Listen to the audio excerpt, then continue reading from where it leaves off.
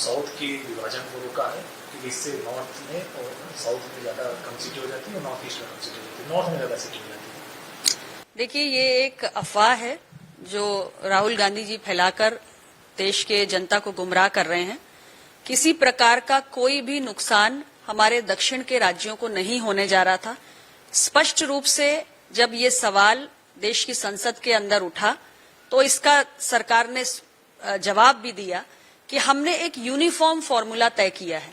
यानी हम अच्छी तरह जानते हैं कि हमारे दक्षिण के राज्यों में जो पॉपुलेशन कंट्रोल मेजर्स हैं उनको प्रभावी तरीके से इम्प्लीमेंट किया गया, जिससे वहां की जनसंख्या कम है और हमारे उत्तर के राज्यों की ज्यादा है।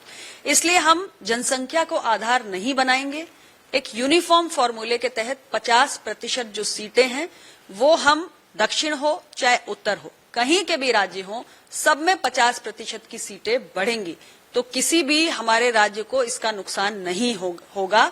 और अगर आप लिखित में ये चाहते हैं तो हम बिल के टेक्स्ट में लिखित में देने को भी तैयार हैं, लेकिन इतने स्पष्टीकरण के बाद भी आपने बिल को पारित नहीं होने दिया क्योंकि आपकी कभी मंशा ही नहीं थी। प्रियंका गांधी ने भी आज प्रेस कॉन्फ्रेंस में कहा कि 2023 में ही नारी शक्ति वंदन अधिनियम पास हो चुका है, उसी को लागू करें और 33% रिजर्वेशन दें। तो प्रियंका जी की पार्टी की सरकार थी, लंबे समय तक थी, 543 एमपीज की स्ट्रेंथ थी, आपने तब क्यों नहीं लागू किया? देखिए, ये नए किस्म का अड़ंगा है जिसे लगाया जा रहा है। 543 सांसदों में अगर महिला आरक्षण लागू होना होता तो अब तक हो चुका होता। हमें ये सोचने की जरूरत है कि हुआ क्यों नहीं हुआ। इसलिए नहीं क्योंकि तमाम हमारे दलों के, अलग अलग दलों के, मैं किसी एक दल की बात नहीं कर रही हूं, जो हमारे पुरुष सांसद हैं उनको लगता है कि अगर ये 543 में ही लागू हो गया तो हो सकता है कि मेरी सीट चली जाए। अपने अपने इलेक्टोरल कॉन्स्टिट्यूएंसी को बनाने में वर्षों की मेहनत लगती है और ये डर कहीं ना कहीं उन सबके भीतर है और इसीलिए ये 543 में लागू नहीं हो पा रहा था। और हमारी सरकार ने इसका एक बहुत ही प्रभावी समाधान निकाला जो बहुत व्यवहारिक भी है कि सीटों की जो सीलिंग 550 की बनी हुई है उसे बढ़ाइए, 850 ले जाइए। जब सीटें बढ़ जाएंगी तो महिलाओं को भी उनका हक मिल जाएगा और जो पुरुष सांसद हैं उनके अंदर जो सीट जाने का खतरा है वो भी हमेशा के लिए खत्म हो जाएगा। जो तमाम छोटे छोटे दल हैं जिनके पास 1 या 2 एमपी की सीटें हैं उनको भी जो भय है वो भी खत्म हो जाएगा। सभी की जो भागीदारी है उसको तय करने का एक बहुत ही बेहतरीन रास्ता है सीटों की संख्या को बढ़ाना। और इसीलिए सीटों की संख्या को बढ़ाकर, और देश की आबादी भी बढ़ चुकी है तो सीटें बढ़नी भी चाहिए, तो हमने एक बहुत ही बेहतरीन तरीका निकाला था।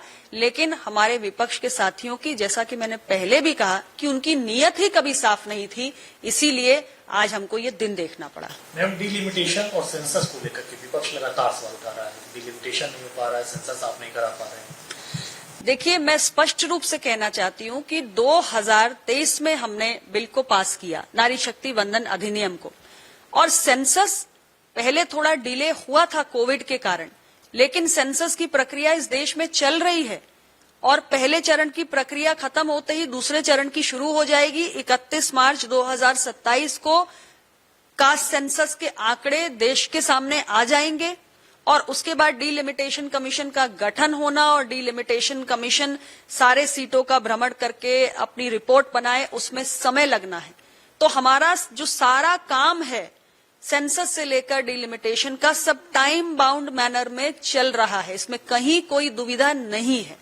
मैम, चूंकि अब बिल पास नहीं हुआ है, कल एनडीए लीडर्स की बैठक भी हुई, तो बाकी आप लोगों की रणनीति क्या रहेगी? एनडीए लीडर्स की बैठक हुई है, एनडीए लीडर्स ने आपस में विचार विमर्श किया है और एनडीए परिवार अपनी एक सामूहिक रणनीति बनाएगा और उस रणनीति का हम समय आने पर उसके अनुसार काम भी करेंगे, उसका खुलासा भी होगा। मैं कुल मिलाकर एक मोटी बात कहना चाहती हूं कि एनडीए का संकल्प है कि महिलाओं को 33% आरक्षण सुनिश्चित करना है। निश्चित रूप से हम इस बार विफल जरूर हुए हैं क्योंकि विपक्ष ने इसको होने नहीं दिया, लेकिन हम संकल्पित हैं और महिलाओं को उनका अधिकार सुनिश्चित कराने की नई रणनीति, नई योजना के साथ हम इसको सिद्धि तक पहुंचा कर रहेंगे। एक आखिरी प्रश्न है, क्योंकि कल बिल नहीं पास हो पाया तो टीएमसी कह रही है कि ये हमने जवाब दिया है कि मोदी सरकार चाहती थी कि बंगाल में इस तरीके से गलत तरीके से चुनाव जीता जाए। अभी दिल्ली में आ रहे हैं, बंगाल में आ रहे हैं और एक सीएम बात निपटा रही है। देखिए, इस आरोप में कोई दम नहीं है। चुनाव चल रहा है, विशेष सत्र आया है, तो मैं समझती हूं कि ये सभी पार्टियों के लिए एक मौका था, इसमें किसी को कोई एडवांटेज नहीं थी। अगर सभी पार्टियां मिलकर महिला आरक्षण को लागू करने के लिए इस विधेयक को पारित करती तो श्रेय सभी का था, लेकिन आप उस मौके से चूके हो, आपने वो अवसर गंवाया है, हमने तो नहीं। आप चाहते तो देश की आधी आबादी को स्पष्ट संदेश दे सकते थे कि हम महिला अधिकारों के साथ खड़े हैं, तो ये गलती आपने की है, तो इसका खामियाजा भी आप ही भुगतोगे। जैसे कि मैं सो रहा हूँ तो पिताजी को जगाना है मुझे, तो वो डायरेक्ट उठाने के बजाय, और हिंसा की परंपरा मेरे यहाँ नहीं थी सौभाग्य से, तो वो क्या करते थे कि उस कमरे में आ जाएंगे या बाहर से गुजरेंगे और चौपाई बोलेंगे, प्रात काल उठ के रघुनाथा मात पिता गुरु नावई माता। कभी कभी मैं गुस्से में उठ करके अरे पापा चरण स्पर्श किया और सो गया, मैंने कहा अब मत उठाना।